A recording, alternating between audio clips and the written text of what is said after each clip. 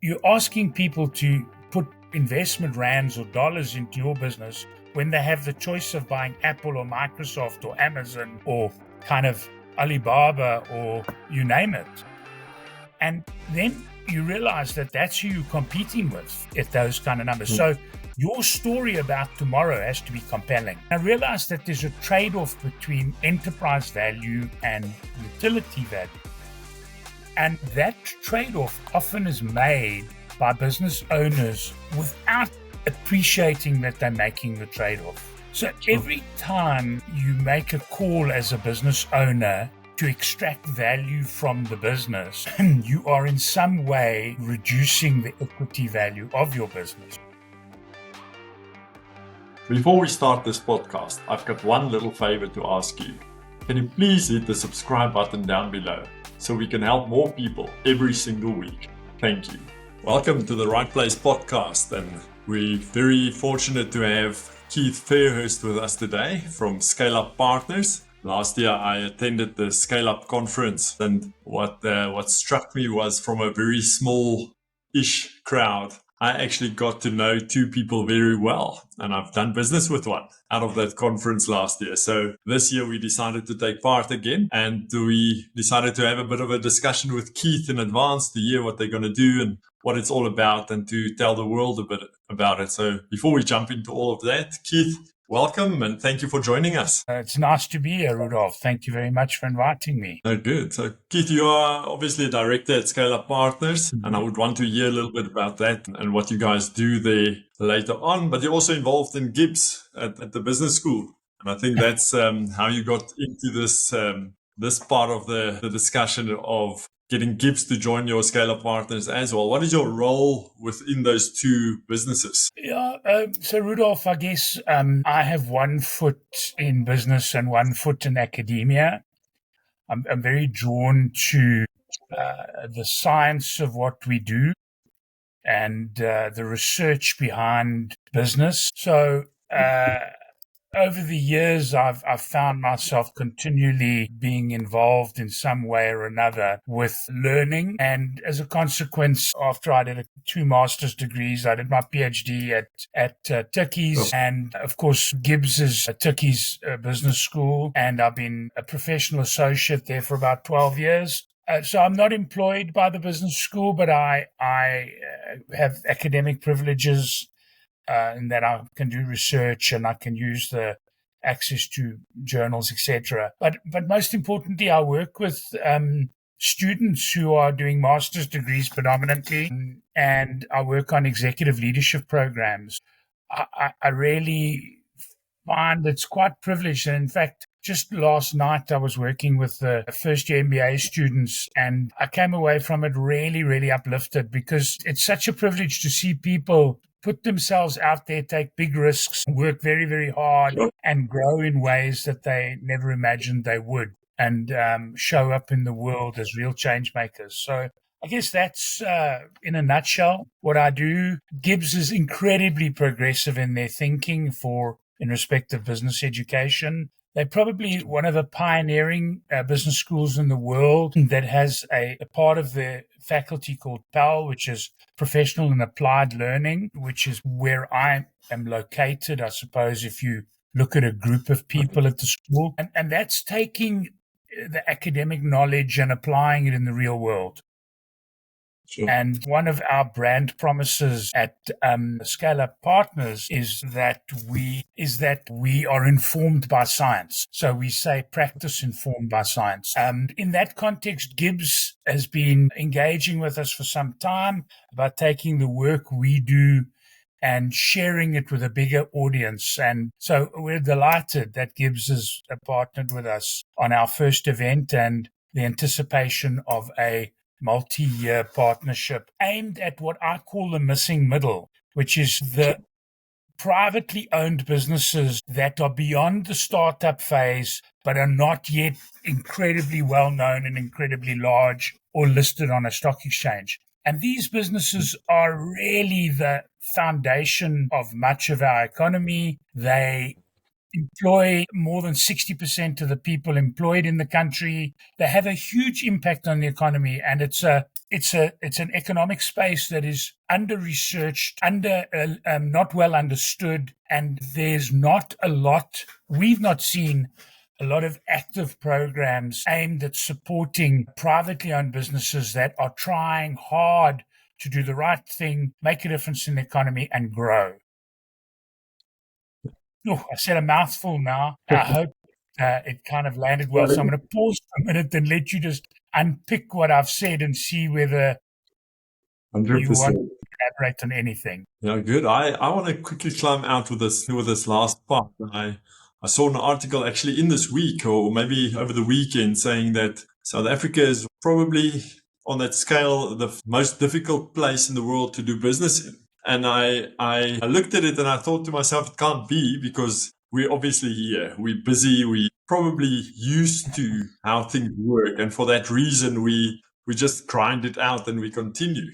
But if I look at how many people leave the country, and very skilled people, I realize that there must be something that, apart from crime, there must be something else as well that triggers those movements. But what's your take on that? Because the larger corporates dominate the market. But as you said now, 60% of the workforce sits in this missing middle part. And to get companies there to that middle part where more employment is generated, more of the economy happens. What's your take on this environment in South Africa where it's actually difficult to start up and to grow to that phase? Rudolf, I suppose I can only talk about it through my lens, through kind of my as lived experience in some ways, and of course research that I'm exposed to. But it goes way back to the 90s when I was a lot younger. I was 29. I started my first business, which I ran for 6 years and then sold. I grew it notably in the Western Cape, and I sold it. I didn't sell it for enough to retire or enough to, to rest on my laurels. But I did realize enough return to be able to go and do an MBA, not full time, but semi full time. I did a bit of consulting while I was doing my MBA, and it was during that period that I was exposed to a different kind of set of thinking, which helped me articulate some of the things I'd experienced as a young business owner. And I use the word entrepreneur cautiously because I think the word has got many meanings to different people.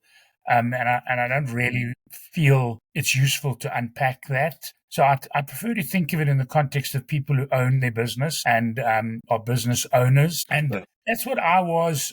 And I realized that it's a very alone place. And I choose my word carefully because sometimes it's not lonely, but you are alone. And you're alone in your challenges and you're alone in your successes often. And I wrote a paper which I called The Aloneness of the Entrepreneur, which got me thinking about it. And way back then, I started to explore how privately owned smaller businesses were supported. And I found that there was little distinction between privately owned businesses and large businesses. In fact, I interviewed a number of banks, and when I spoke to people, I said, well, how do you measure them and look at them? And they said, well, the same way as we look at all businesses. And that to me was a sign that there is little distinction made. I mean, we can go and look at material and we will see that a gross profit percentage is a gross profit percentage. It doesn't matter whether you're a 5-man business or a 5,000-person business. But there are different dynamics. And, you run a business as a founder, as I've done more than once in my life. And I kind of realized that until you've had to work out how to have enough money in the bank to pay wages on Friday, and if you haven't got that money in the bank, you can't pay wages or salaries, you may not have a true deep understanding of what it means to be a privately owned business. And over the years, I've wrestled with this, and it's probably only in the last 10 years that it started to take shape for me, which has resulted in us doing Scale Up Partners. Now, again, I've probably gone off at a bit of a tangent. You're asking me what's my take on it. Starting and growing a business is difficult anywhere. Yeah. I think in South Africa, it is particularly difficult because we don't have to go very far to see the challenges. You only have to look at the news each day and look at how things are overregulated, how you have to jump through dozens of hoops to do business, to trade with large corporations and to trade with parastatals and to trade with government. And I really don't, I don't want to go down the road that everybody bashes, which is, the challenges of BEE and other things like that. But the simple act of trying to register a business or register for VAT just takes a long time. And it's difficult. Much of it is necessary, I appreciate, but it really is not easy at all. I also think that South Africa as an economy may not have a full appreciation of the impact privately owned companies have in terms of the economy. I've spent time in the USA, I've spent time in Europe, I've spent time in the UK and in the Gulf states. And in many ways, privately owned businesses and even like mom and pop shops are celebrated and supported in ways. And I don't mean with capital. Capital is one thing, but capital is only one thing. There are many, many other mechanisms to support them, just by making it easy for them to do business, giving them access to markets and supporting the thinking of privately owned companies. So without sort of digressing into, the socio-economic challenges that South Africa has, I think it is a difficult place to do business in general. Visitors from foreign countries that I've met and know have said how much easier it is to do business elsewhere, and it's hard enough anywhere. I think it's made particularly difficult here.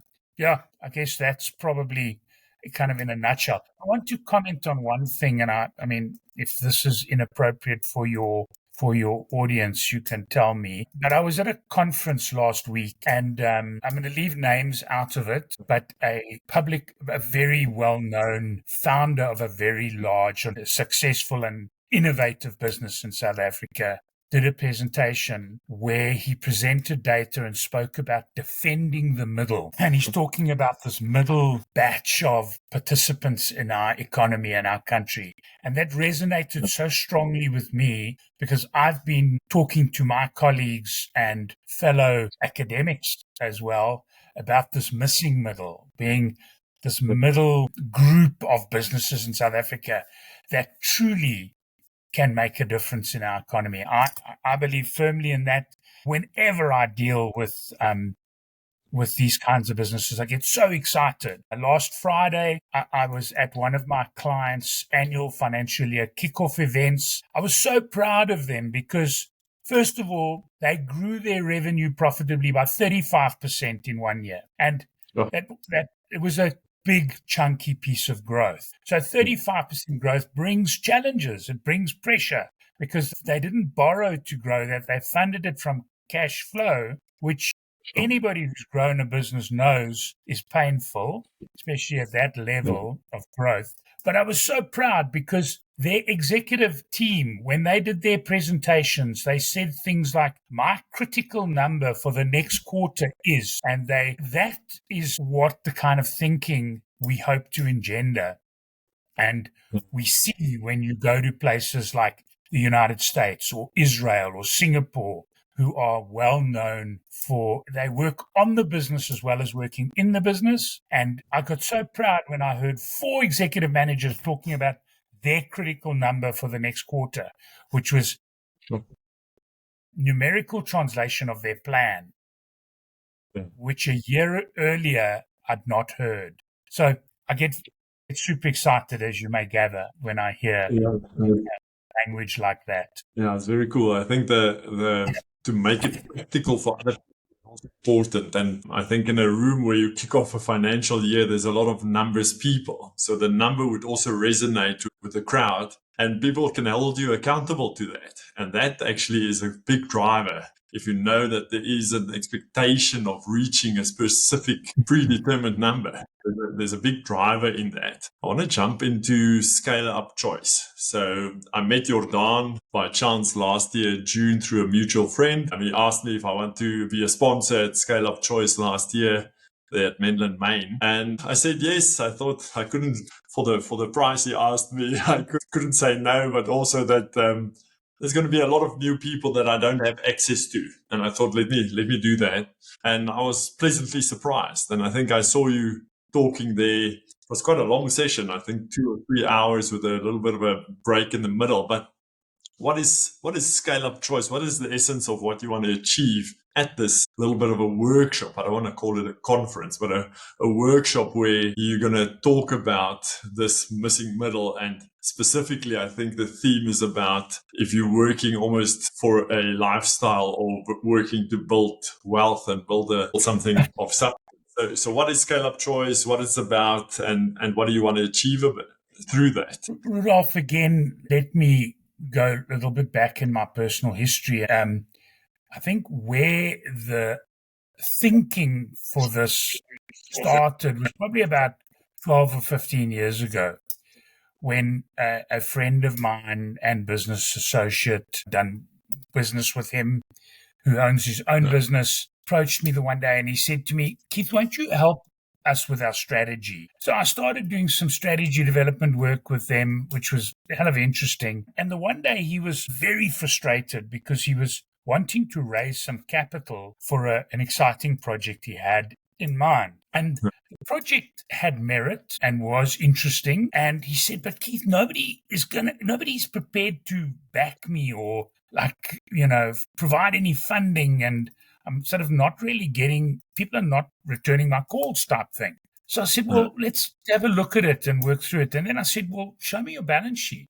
And he showed me his balance sheet. And I said, well, here's your answer. He said, what do you mean? I said, well, your balance sheet is pretty empty, And he said, well, how can that be? I mean, we've spent 15 years building this business. Look how well we've done. And it really then was a stark kind of illustration of the trade-off for a lifestyle business. So their business was successful. It had traded for more than 15 years very successfully. And they had done very well and made good profits. What they'd done, though, as a family, is they'd taken the profits out of the business and they'd used it to build their own personal asset base, which is not wrong. Like I've said to people, that's not the wrong thing to do. There's nothing.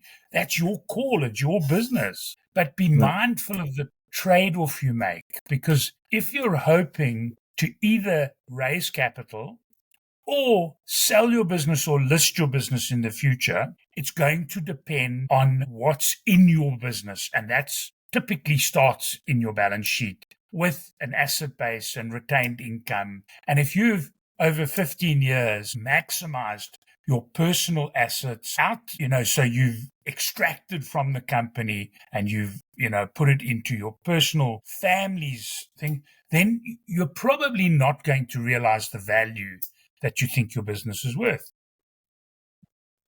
Excuse me. With that as a thought back 15 years ago, it's never left me. And a few years ago, I started talking about the trade-off choice. And in economic terms, if you study economics, and those that have will recognize the term utility value. There's an economic term, utility value, that's the use I get from something. And I realized that there's a trade-off between enterprise value and utility value.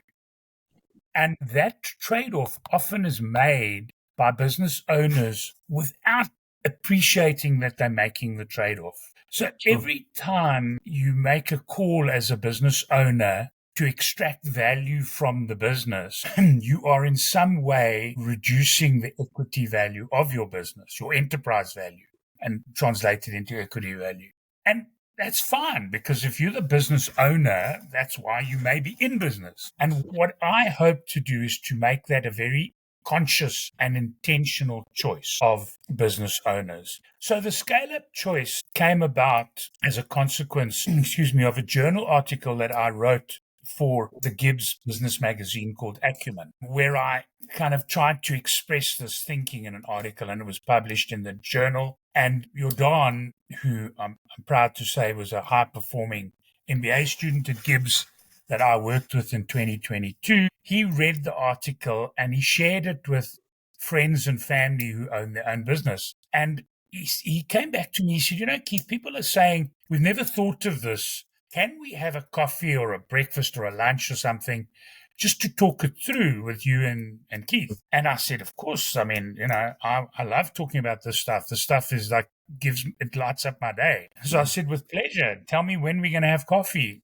And then somebody else challenged him, one of his friends, to do something that made him afraid. And that resulted in him with a few other people saying, well, let's put on a seminar. And so the Scale Up Choice seminar was born in Pretoria at a venue called CoLab. And he said to me, am I prepared to come and talk? And I said, with pleasure. And that's what we did.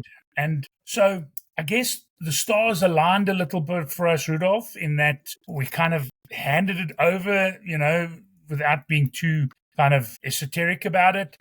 I kind of said, well, really all I can do is share what I know and what I've seen. And that's what I tried to do. And we had 75 people attend, or 70 people attend, which was an amazing response. So that told us that there's a real need and a real hunger out there to understand this kind of thinking. And that's where the next evolution of Scale Up Partners was born. And over the last year, Don and myself, with another colleague, Colleen, and my son, Jason, who built our platform for delivering online, have said, okay, so how do we scale up to use a phrase we use internally? And we're kicking it off with a repeat of the Scale Up Choice at Gibs. We are so excited that Gibs see the value in reaching this missing middle, and we appreciate the professionalism, the insight, and their knowledge that they bring to our equation. And so that's how it kind of got born. And there's a few parts to it. So the first part is the kickoff event, which is the Scale Up Choice, where we're going to talk a little bit about making this trade-off intentional, so that business owners, whether you run a construction company, an IT business, a services company, a manufacturing business, you think twice and say, okay, if I'm going to extract this value from the business, whether it's in the form of dividends, profit sharing, paying for a utility, a new vehicle, like for instance, you might say, well, I've earned it. I want to buy myself a new Land Cruiser. That's cool. Enjoy it. But there is a trade-off, and just be aware of that trade-off. So I want to capture it in a little bit of science that resonated with me. So there's an author called Morgan Housel, who wrote a book called The Psychology of Money. He says in one of his books, not in that book, in another book, he says, any organization's value is a number of today multiplied by a story of tomorrow. Now, you can pick a number of today. The number we choose to use is a number described as EBITDA, because it's the most widely used number for valuations, probably globally. It's not the only one, but it is one that a lot of people are familiar with. And then there's a multiplier. So people talk about the multiplier. I've engaged with business owners who've been running their business for 15 or 20 years. I often ask them the question. I say, well, what is your business worth? And they say, no, I wouldn't sell it for less than, I'm just going to pick a number randomly, 100 million. I say, okay, what is your EBITDA? And when they stop looking at me with a confused look, we kind of unpack what EBITDA is, because many people don't appreciate it when they do unpack it. And then we kind of get into a conversation of what it might look like to a potential investor or a provider of capital. And the example I normally use is Apple. So Apple has been trading, I don't know what the latest figures are, but there's a term when you look at listed companies called your PE ratio, your price earnings ratio, which is the annual earnings as a ratio of your share price. And in Apple's case, Apple has been trading at between 25 and 35 for the last 10 or 15 years. So let's call it 30. It's probably higher. It's probably 32 or 34 or something like that. That is the multiplier. So now when somebody says their business is worth 200 million or 100 million, and you go and do the EBITDA number and you find the EBITDA is 5, that's a 20 to 1. Or now when you're looking at, and often when I've done that calculation, the business owner, the number is higher. But you're asking people to put investment rands or dollars into your business when they have the choice of buying Apple or Microsoft or Amazon or kind of Alibaba or you name it. And then you realize that that's who you're competing with at those kind of numbers. So your story about tomorrow has to be compelling. We've unpacked the story about tomorrow into two big functions. It's the function of leadership, because no company can outperform the consciousness of their leaders. Just think about that for a moment. If a leader is here, they can pull the business up to there, but if the leader's here, they're probably going to pull the business down to their level. So leaders have an obligation to keep on developing themselves if they want their business to develop. So one of the functions of the story of tomorrow is leadership, and the other one is governance. And we unpack those two. Leadership is vision, talent, and strategy, and governance is performance management and control. And that, we believe, those factors play a huge influence on the multiplier you will get. So if you have this vision of selling your business in some day or listing it, then it's a good idea to work on the story of tomorrow.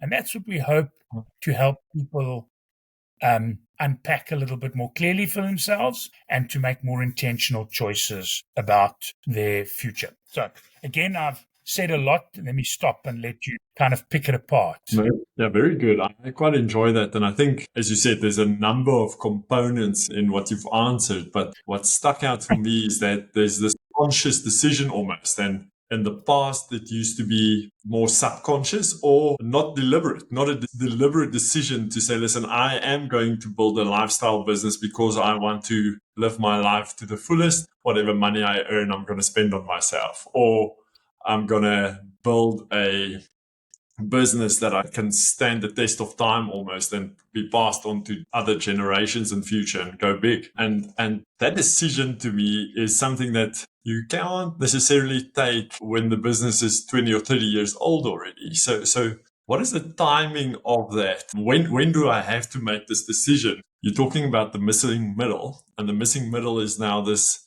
It's not a startup. It's not a newfound business, but it's something that maybe has a bit of legs. It's proven. It's just starting to grow. Foundation is laid and things are more or less in place now.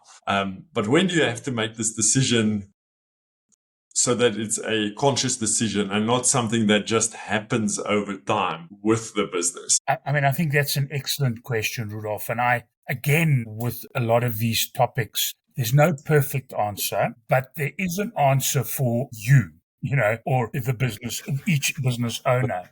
And it's the answer they reach for themselves.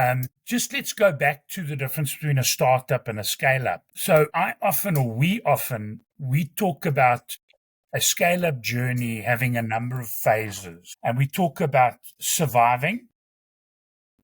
Because when you start up a business, you just probably are going to focus on surviving today, this week, next week, this month, this quarter, this half year, this year. And when you look back afterwards, you say, gosh, we survived a year. So the first phase is surviving, where it's a scramble for revenue to pay costs and keep afloat. The next phase we move into, we call striving. And the striving phase is the phase where you've got a tested value proposition. So your value proposition has landed successfully with enough customers for you to call it a market. You've got a way of delivering that value proposition, whether it be a factory or a service offering or a skill base, whatever it might be, whatever industry and whatever your business is, you've got a way of delivering that value proposition. And thirdly, you have got the ability to deliver it at enough profit level to pay your way. So the jargon is wash your own face. You can support the business. Doesn't mean the business is throwing off good returns. Doesn't mean the business is doing well, but it means it's paying its way. You're not having to draw on capital or savings or reserves or, the generosity of family members to keep you going. You can do it. The business does it itself. Very often, that is like 2 or 3 years.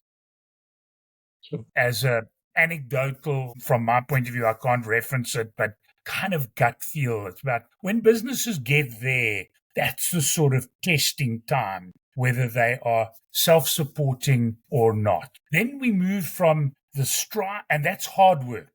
That's when you're running, you're working day and night, you're kind of doing everything yourself. And often that's where the next challenge comes in, because it's centered on the business owner, the founder, because the founder knows how to do everything. And that is part of the winning formula, but it's also part of the constraint.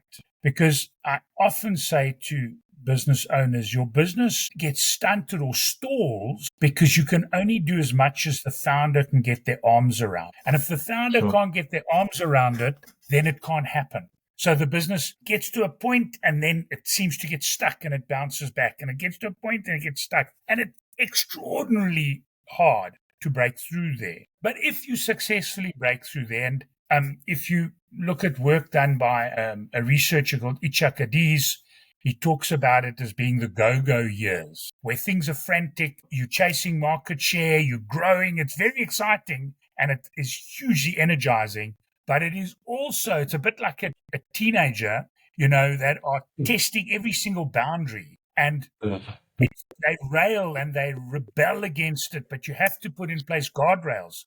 You have to put in place rules and procedures. And I'm the last person that likes that in business, because I'm at heart a kind of innovator, I think, big picture, but I recognize the need for it and those values. So that if that happens, you might go from striving to thriving. And thriving is now where the business is starting to have momentum, and it's running based on procedures, systems, processes, a way of operating, rather than around the personalities in the business, the people, the founder, and the hand-picked people that surround them, who are vitally important, but it goes beyond that. And if you get through that thriving phase, where now suddenly you're throwing off cash profits, you've got returns, maybe you can declare some dividends, you're building up retained income, and yes, maybe you can afford that new Land Cruiser or that bit of travel or something. And that's when you have to guard against it as well, because now you want to start building up these reserves. And then if you do that successfully, you get to the phase that we call arriving.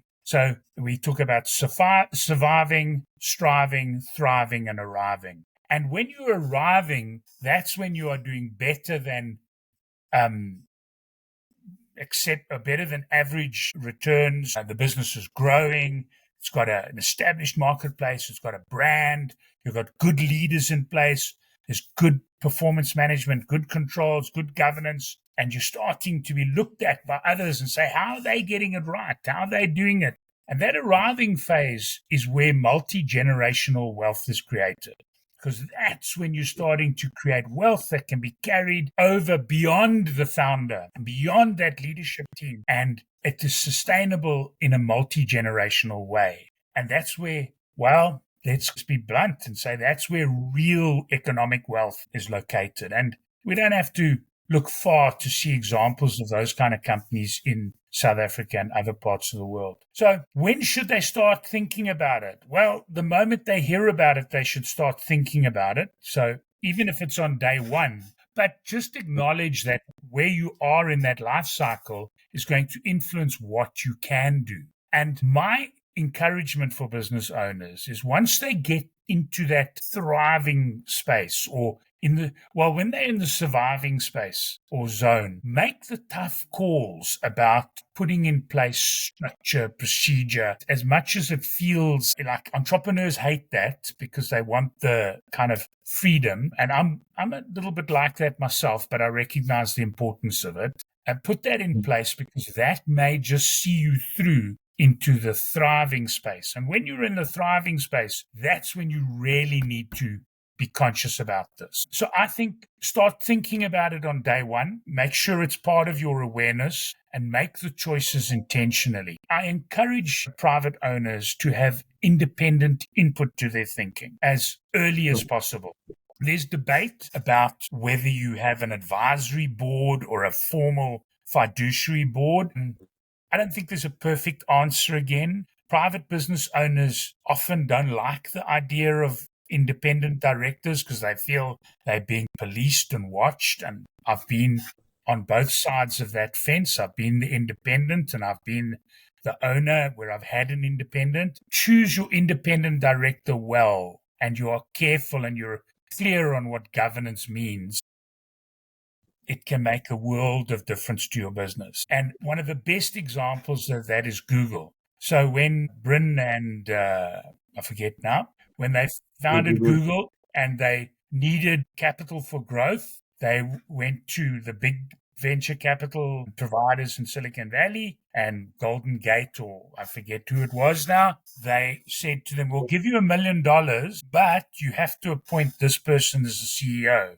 And they appointed that guy, Schmidt, who was born in South Africa but grew up in the States. And if you read the book, this Google story, Sergey Brin, they say that if that had not happened, Google would not have made it, because they needed that independent insight, that independent input to help them navigate those growth years in a sensible way. So I kind of say, if you want proof that it is useful, maybe that's good proof. So come back to, I'm going to just, let me finish that, Rudolf. To come back to it, the scale-up choice is the first step in a journey, because the next step in the journey is a program that we call Building of Giants, rooted in values and purpose.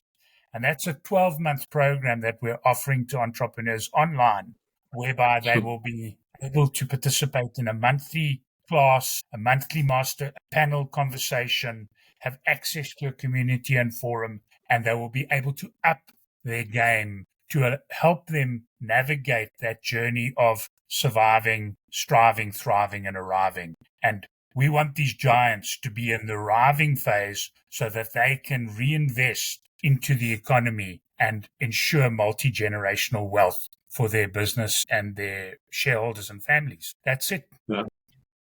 Very good. So it's not just a workshop or a conference on the day, but actually a program as well. And I think a lot of how the world has changed is that you don't just do online anymore. You're now binding into this community of like-minded individuals. And I think that little bit of a sounding board to know that you are not alone, that we're all going through this process, but also to have the expert in the room saying, listen, I hear what you are going through, and these are the things that we have dealt with in the past. It makes a lot of sense. And Rudolf, you just give me a perfect introduction to some of the points that we see as being so important. So if I can jump in again, would you mind, with some thinking? No problem. So at Scale Up Partners, we have a number of brand promises that we have centered our thinking on. The first one is, you will never be alone. That's our brand promise. So if you're a private business owner and you're out there like pounding the pavements, knocking on doors, producing your stuff at night. One of my best friends, who actually is attending on that day, when he started his business 23 years ago. I mean, the story is sorry, I've just got reminders popping up here. I'm just closing them down. When he started his business 23 or 24 years ago, he came and had coffee with me, and he spoke it through. And I won't tell the entire story now, but he phoned me the next day and he said to me, Keith, if I need a place to stay in 3 months, can I come and stay with you? And I said to him, of course, but why? He said, I just resigned. And he resigned his job and he started his business that week. He's 24 years down the line. And every 5 years, we go through this conversation of what's he going to do with his business. And every 5 years, he intentionally says, Keith, my business is big enough. I don't want it to be bigger. So he's made a conscious choice to contain the size of his business. He lives a very good life. He's building good asset base. And he's made his call, but intentionally, in that way. And, I think of that journey. So, and it reminds me of our brand promise. So you will never be alone. So when we work with somebody, they'll never be alone. We won't always agree with them. We won't always have the perfect answer, but they will never have to process it alone. It's our first brand promise. The second brand promise is that we will always attempt to give you objective input. again, our input may not be the input that you hope to get, but it's going to be as objective as we can make it, and we will substantiate it. The third brand promise is that we will be in your corner when you have to make tough calls. Like if you have to fire a client who's not doing good for you, if you have to maybe right-size your business and go through a bit of a retrenchment process, because that happens too. If you have to make a tough call to put up your prices, if you have to negotiate hard with a supplier who's not coming to the party, those tough calls, we will be with you. We will have your back. We say we'll have your back in the tough times. And then our final brand promise is to say we will be practice informed by science. We will always do our best to find the real research, the hardcore research that backs up our thinking. We will resist saying, oh, it's a good idea and everybody does it. So those are our brand promises. And we are also so grateful. We've been in many ways blessed at this early day of this stage of this journey, because a person who's taken a great interest in what we're doing is Dirk van der Walt, who's one of the founders of We Buy Cars. And if you want to understand an entrepreneurial success story, that is a great, great example. And Dirk is one of the speakers on the day. Dirk is going to join us on the day, and he's going to share from his heart. He shares from his heart. Him and his brother, Fawn, are just like two down-to-earth Pretoria boys who have done exceptionally well and observed many of these principles. And it's our homegrown South African success story. And Dirk is going to share some of his lessons on that day. So we feel very lucky. We feel very blessed to have a person with that experience be able to talk about how it's lived for him. Yeah, I think it's an inspirational story and something to aspire to as well, in that we all see them on the billboards. And I remember years ago, just came to Pretoria after varsity, and I saw a billboard with the two brothers with some cash in their one hand. They're close to Botha Avenue in Pretoria. And I thought to myself, I wonder what they do. And then nowadays you see the brand everywhere, and the expansion and the growth is truly something unique almost nowadays, with the speed at what it happened. I see the time's catching us up a bit here. Sorry, but man. I wanna. Sorry, yes. No, I'm just saying. Sorry, I get carried away. No. It's been very interesting and informative as well. I wanna close off with this last question of mine. I've been in a very big business up until 2022. I ran a large business, about 400 staff, 600 million rand turnover, and I just came to a point where I said, listen, this is not for me. It doesn't work for the way that I want to live my life. So I climbed out there and started my own business again, and much smaller now, and it suits me. But what I want to ask specifically is, what is your take on the role that company's culture, and I know the culture is from the top down, but what is the importance of company culture in this type of decision that we have to make to say, listen, I'm building a lifestyle business, I have 30 staff anyways, and now I'm probably extracting most of the profits into my own personal life, building lifestyle assets, as you call it, versus on the other side, building a business for growth. And I assume there must be some sort of an impact or a difference in company culture. How important is building the company culture in there to make that business still successful? I just want to look up something here because I don't want to get it wrong. So you probably know the saying that culture eats strategy for breakfast. And it's attributed to Peter Drucker. And I think culture is one of the essential components of building a successful business. And culture, well, it kind of starts at the top. And people mimic their leaders, so they will copy their leaders. And culture happens whether you want it or not. So, whether you are mindful or intentional or thoughtful about it, it doesn't matter. Culture doesn't care. Culture will develop. So it's quite valuable to be kind of clear on the culture that you would like and that you want in your business. So it's essential, and it's happening whether you know it or not. So I served on the board of a company for 10 years where we X'd the business. It grew tenfold. It was one of the most rewarding periods of my working life. I worked with the 3 founders who happened to be 3 women. So it was a woman-owned business, which brings a very kind of unique dimension as well. And a couple of them had like deep psychology backgrounds. So they worked very hard on an intentional culture that they wanted. And it showed.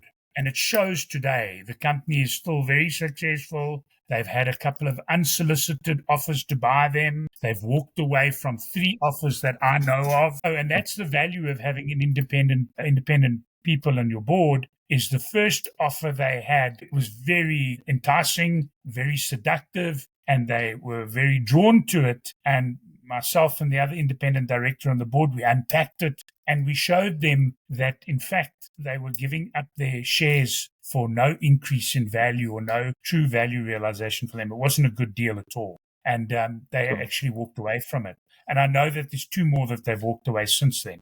So it's a very proud time of my life. And the power of that culture is what has seen them in a very competitive market grow 10 times in 10 years, tenfold. So that was amazing. The power of culture, absolutely. That's the first thing. The second thing is it's happening whether you know it or not. So the third thing is be intentional about it and build the culture that you want, and that will be good for your business. Yeah, very good. Thanks, Keith. I appreciate that. I think for this discussion that would suffice. I think the conference itself is something that I'm looking forward to, and I think it's going to be something that gives value to people that have their own businesses, but also that have not really thought about this specific decision yet and actually didn't realize that there is a decision to be made. And I think that is the important part here, is that if we are in the room, you at least get 1 or 2 things to go and ponder about, to go and think about afterwards and say, listen, I need to go and decide where this thing is going, because we're all steering the ship, but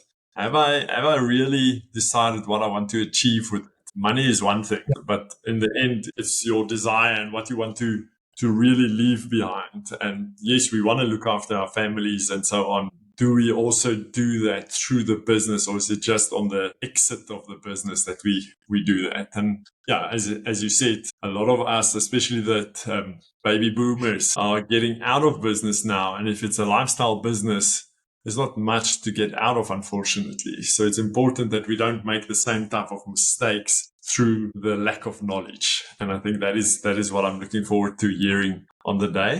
We will also post the links and the enrollments and some information about it as part of the podcast. But I do appreciate your time. And I think as people can hear, there's a lot of knowledge in that head of yours that is not going to be able to be captured on a quick podcast or in the 2 hours of the morning of the 15th of April. But yeah, I do appreciate that you took the effort and time out to chat to us today. Rudolf, it's an absolute pleasure. This is a topic very close to my heart, so it's a delight for me. And would you allow me to close with a couple of just points that have surfaced for me?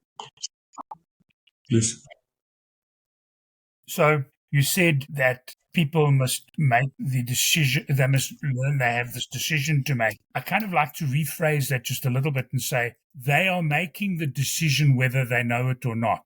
And what we want to do is help people be intentional about that decision, because neither choice is wrong or bad, it just needs to be done with an open eye. And I'm going to then also share a little bit of our why. Simon Sinek, who's a well-known leadership presenter and author and speaker, talks about start with your why. And we've pondered that, and our why is the following. We have a big, hairy, audacious goal of impacting the lives of 1,000 businesses in sub-Saharan Africa in the next 10 years. And how does that translate? That translates into the following why. If I just add up a handful of existing clients we're working with, I can add up about 200 to 250 people that are employed in those businesses. And if we can improve each one of those businesses just 10% 10% or 15%, then we are positively impacting